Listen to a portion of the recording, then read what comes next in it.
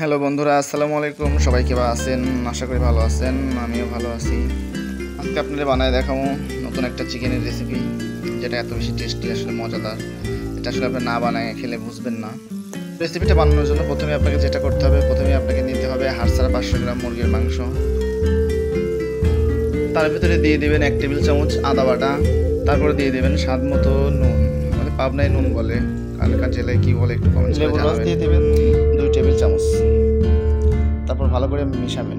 বাস, মেশানো শেষ হয়ে গেলে মাংসগুলো আমরা 10 মিনিটের জন্য প্লেট দিয়ে ঢেকে রেস্টে রাখবো। বাস, 10 মিনিট শেষ। এবার দ্বিতীয় ধাপের কাজ শুরু করবো। প্রথমে দিয়ে দেবো 1 টেবিল চামচ টক দই। তার মধ্যে দিয়ে দেবো 1 টেবিল চামচ রসুন কুচি। রসুনগুলো একটু ছেঁচে নিলে ভালো হবে। তারপরে দিয়ে দেবো 4 চামচের 1 চামচ গোলমরিচ। দিয়ে দেবো 1 চামচ অরিগানো। দিয়ে দেবো গরম মশলার গুঁড়া 1 চামচ। অলিভ অয়েল দিয়ে দেবো 4 টেবিল চামচ পরিমাণ। দিয়ে দেবো স্বাদ মতো নুন। সবশেষে দিয়ে দেবো ধনিয়া পাতা কুচি। এবার সবগুলো মিশ্রণ একত্রে মিশিয়ে রেখে দেবো আর 30 মিনিটের জন্য।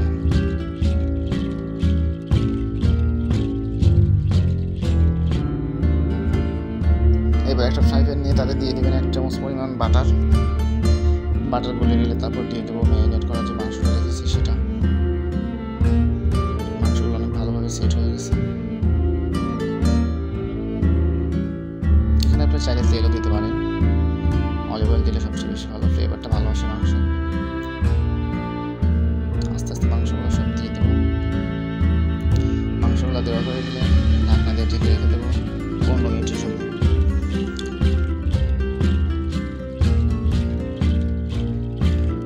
15 মিনিট পরে ঢাকনা তুলে ফেলবো। দেখবেন মাংস থেকে অনেক পানি বের হয়েছে। চুলার আঁচটা মিডিয়ামভাবে রেখে 10 থেকে 15 মিনিট রান্না করলে দেখবেন মাংস থেকে পানিগুলো শুকিয়ে তেল উঠে আসছে। এই তেলে মাংসগুলো আস্তে আস্তে এভাবে পোড়াই ফেলবো। মাংস কালো যখন একদম পোড়া পোড়া হয়ে যাবে সবগুলো উল্টাই দেবো।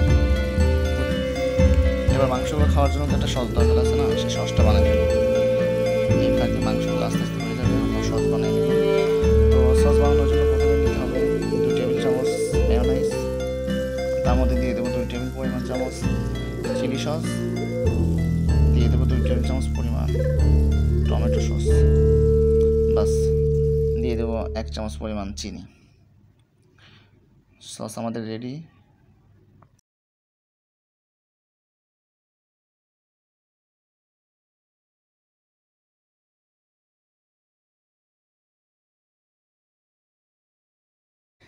ঠিক একইভাবে আবার মাংসগুলো এপিট ওপিট করে দেবো।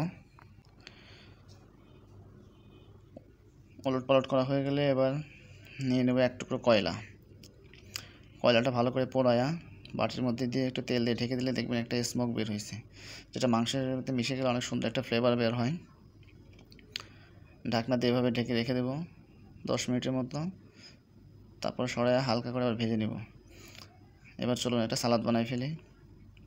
দিয়ে দেবো 1 কাপ পরিমাণ শসা, 1 কাপ পরিমাণ টমেটো, 1 কাপ পরিমাণ ক্যাপসিকাম আর হাফ কাপ পরিমাণ পেঁয়াজ। দিয়ে দেবো ধনিয়া পাতা, 1 চামচ দিয়ে দেবো কাশ্মীরি চিলি। লেবুর রস দিয়ে দেবো 2 টেবিল চামচ। দিয়ে ভালো করে মিশিয়ে একটা প্লেটের মধ্যে ঢেলে রেখে দেবো।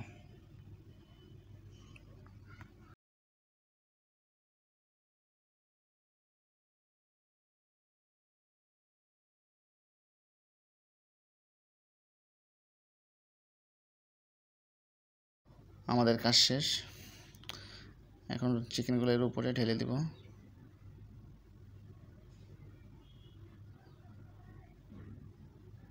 চলুন এবার খেয়ে দেখা যাক কেমন হলো। এভাবে আপনারা বাসায় বানিয়ে দেখবেন কেমন লাগে খেতে। ভিডিওটি ভালো লাগলে অবশ্যই লাইক কমেন্ট শেয়ার করবেন। পাশে থাকবেন সবসময় আশা করি।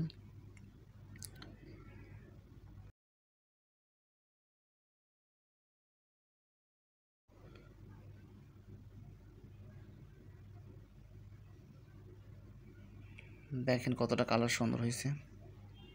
এটা খেতে অনেক মজা, একদম সফট।